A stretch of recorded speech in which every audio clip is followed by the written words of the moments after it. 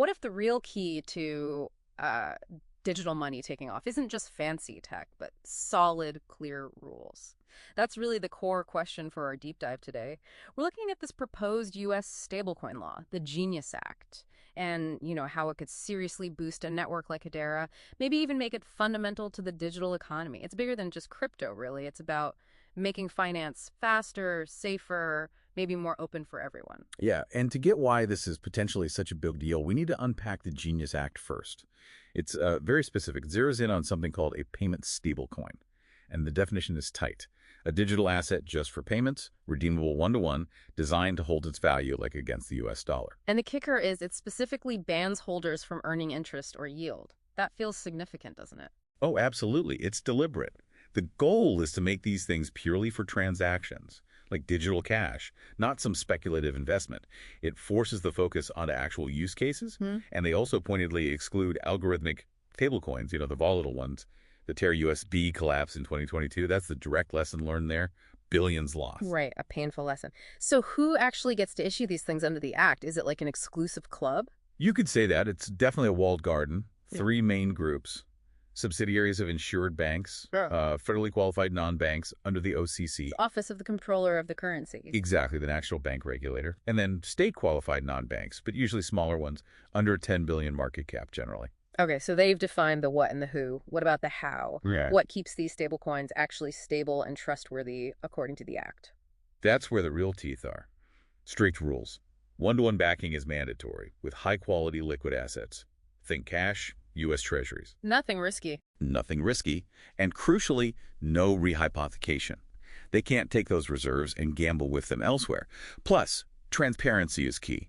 Monthly public reports on reserves, annual independent audits signed off by the CEO and CFO. Wow, that's a lot more rigorous than what the crypto space is used to. What about ongoing operations, compliance? Yep, they're treated as financial institutions under the Bank Secrecy Act, so full-on AML, CFT, KYC rules apply, just like a bank. They have to know their customers, fight money laundering, and there's a technical requirement too. Issuers must have the ability to freeze assets, burn tokens, or block transactions if legally ordered. Okay, so that's the framework. Now, the legislative journey.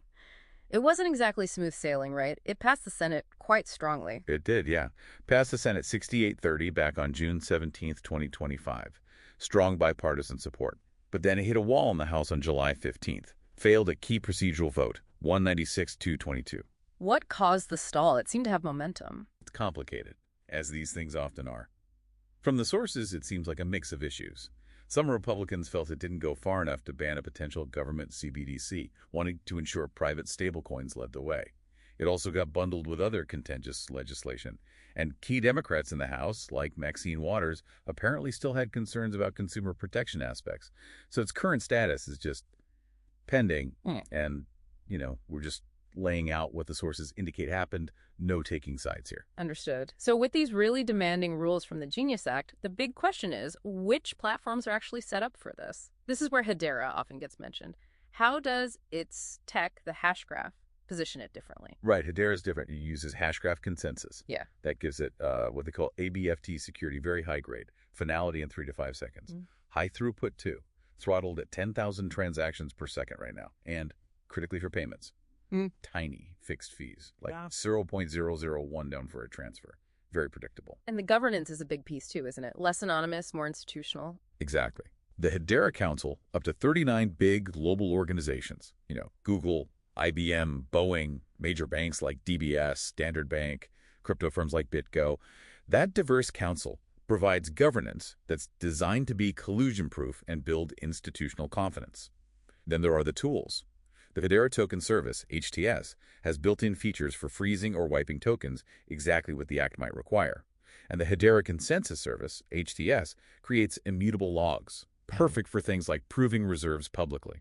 You mentioned the stablecoin studio earlier, too. Yes. The Stablecoin Studio, it's open source, gives issuers pre-built controls for minting, burning, freezing, KYC/ML integration hooks. It's already out there, being used for things like AUDD, the Australian digital dollar. It lowers the barrier to entry for compliant issuance. So it really seems like Hedera was built with this kind of future in mind, almost anticipating these requirements. Is that the symbiotic alignment people talk about? That's the idea. It's like Hedera's core design principles naturally fit the Genius Act's demands. You can map it directly. The council members fit the permitted issuer types. HTS and the studio provide the required compliance tools like FreezeWipe. HTS handles transparency. The thinking is this kind of regulation will cause a flight to quality. Big money will want platforms with the lowest regulatory risk. Hedera's built its reputation on that. The stablecoin studio almost becomes like compliance in a box for issuers. Okay, let's bring it home. What does all this convergence mean for you, listening, and for the financial system potentially? Well, one huge area is real-world assets, RWAs. Tokenizing things like real estate, bonds, carbon credits, a massive market. Regulated stablecoins are the missing piece, the on-chain cash you need to trade these things efficiently on a network like Hedera. It could create a huge flywheel effect. All that activity drives demand for HBR, Hedera's native token. You need it for transaction fees, for securing the network via staking. So HBR becomes less like a purely speculative crypto and more like owning a piece of the underlying financial infrastructure. Its value is tied to actual regulated use. And you see Hedera potentially acting as a bridge between systems, a neutral layer. Precisely. Like a public utility. Imagine different banks or institutions maybe having their own ledgers or stablecoins. Hedera can be the neutral settlement layer connecting them all. Kind of like a digital version of Fedwire or ChipPS for the traditional banking system. So, wrapping up, the core takeaway seems to be that the Genius Act, pass or fail in the short term, validates Hedera's whole approach. Focus on governance, security, compliance from the start. Exactly. And it leaves us with a pretty big question to think about. As we move into this digital currency era, what does this blend of strict regulation and purpose-built technology mean? What does it mean for the US dollar's role globally, and maybe even for how we define trust itself in this new digital age?